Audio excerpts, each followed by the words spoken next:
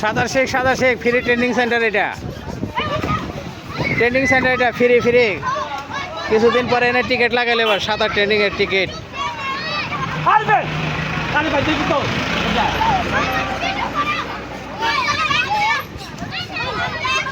লক্ষ্য